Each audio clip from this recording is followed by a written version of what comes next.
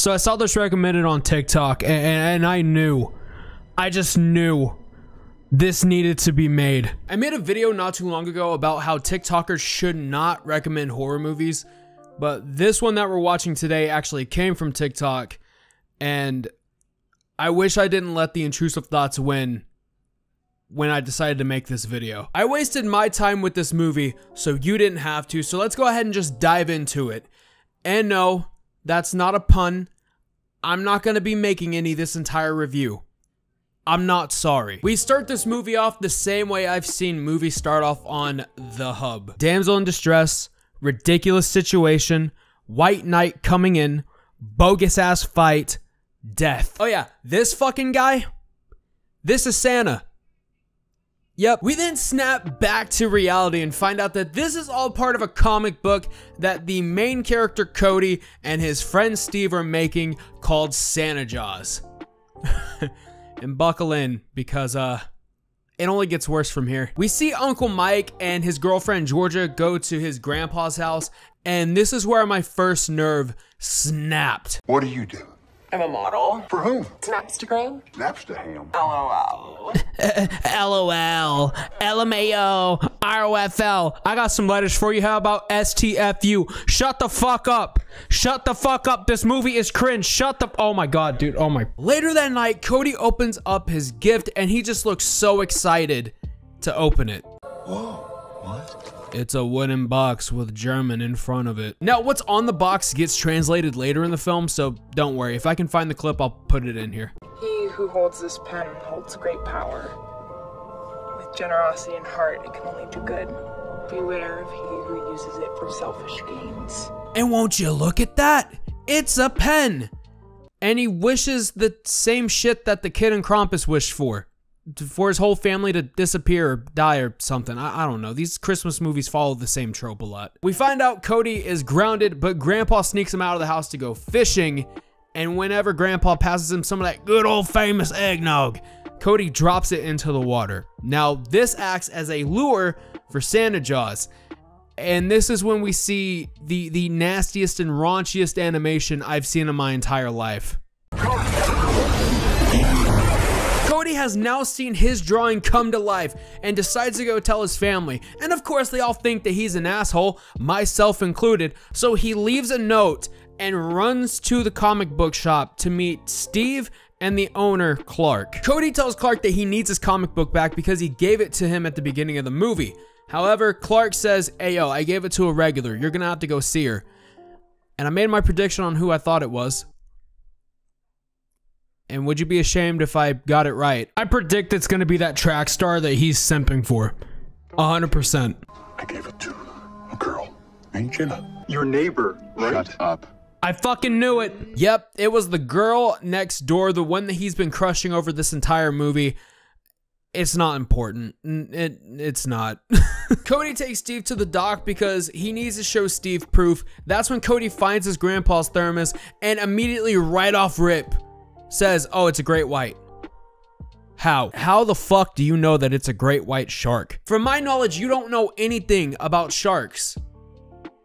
So how do you know it's a great white? This fucking thing bit the thermos clean in half.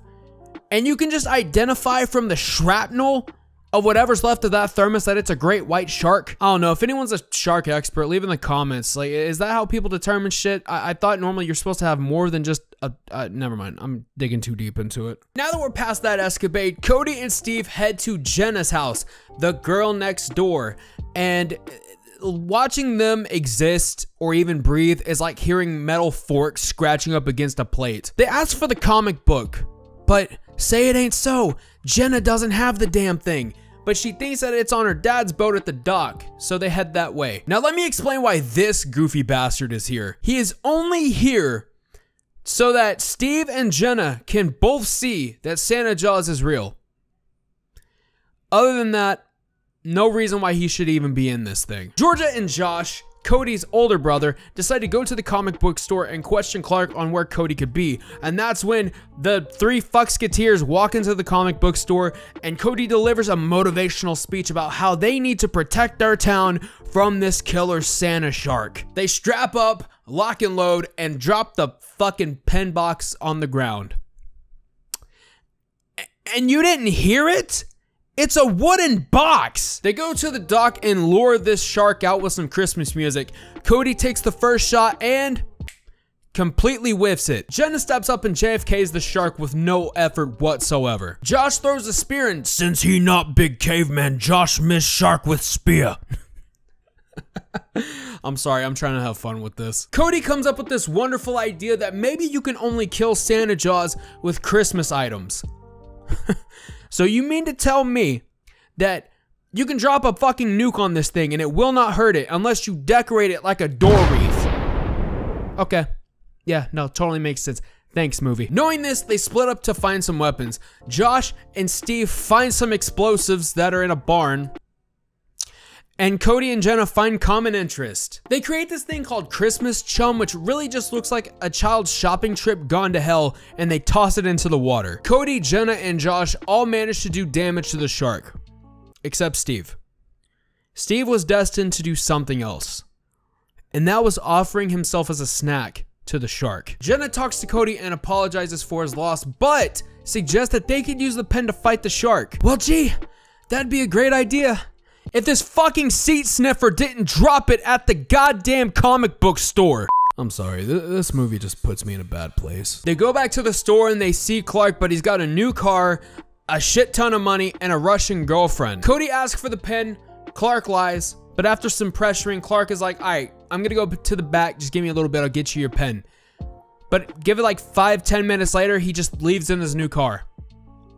How? They arrive at the dock and that's when Clark spills the beans about everything. He doesn't want to give up the pen because he doesn't want to miss out on the power, the money, the cars, the women. In fact, this shallow son of a bitch purposely asked for a Russian girlfriend so he didn't have to go through the fear of trying to talk to her.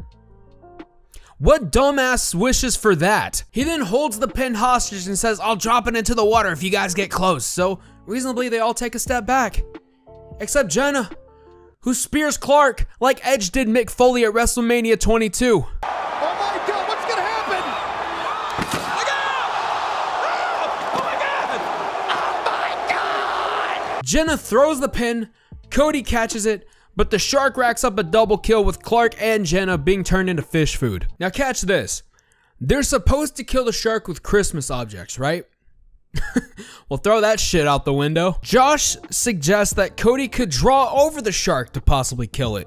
So, he decides to get rid of his teeth. I mean, you know, a shark can't really kill people if he's sitting there gumming people to death like a hot and bothered granny. But the shark just knocks over some Christmas bulbs and eats it. The next thing this Harvard graduate suggests is that they draw something to impale the shark. And they do. But the thing is wearing it like a fucking trophy at this point. The mom and dad are super concerned that they're never gonna see their sons again, but the movie being convenient, here comes Josh and Cody walking into their restaurant. It's also around this time he says that the shark is purposely targeting his family, but he said in his motivational speech, probably not even, what, 20-30 minutes ago, that he's gotta protect the town. And we saw that this thing killed Georgia, Steve, Clark, and Jenna, who are not family to Cody. So someone didn't fucking understand the plot now, did they? After some father-son talking in a montage that 2007 phase would be utterly ashamed of, they come up with the master plan. Build a catapult and launch gun-filled powdered turkeys at the shark so that whenever he eats the turkeys, they can shoot the gunpowder in the turkey and blow him up. First turkey gets launched, failed. Second turkey gets launched, failed. But that third turkey,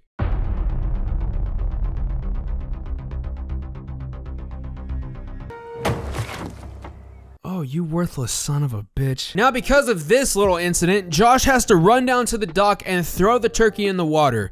But Shark Jaws decides to park his new horn inside Josh's abdomen and kill him. Peter, the dad, I never said the names of these parents and I'm not going to, decides to jump in the water for whatever reason, and then he gets eaten. The shark bites the turkey, he shoots the turkey, it explodes, and now the shark is dead, right? Right? No, there's still more to go.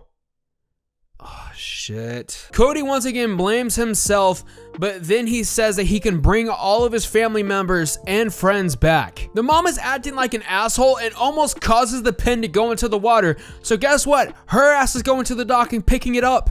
And that's when the shark pops out of the water and starts munching on her ass. Good. Cody quickly doodles in his death note what his character's going to say once he beats Santa Jaws. And then he takes the comic and lights the shit on fire. And then the shark explodes. So let me get this straight. We went from weapons to Christmas weapons to using the pen to just ultimately using fire. What the fuck was the purpose of the Christmas weapons then? Anyways, Cody wakes up and sees his whole family alive and celebrating Christmas. He goes over to Jenna's house to swap comic books and ask her on an ice cream date. And then when Cody gets his Santa Jaws book back, he just fucking burns it again. So none of this happens. Are we done? We're done. Thank God. Is it over? Is it over? Please tell me it's over. It's fucking over. Oh my God. Thank you. Thank you. Thank you. It's finally over. Now you think this is the worst part of the movie. No.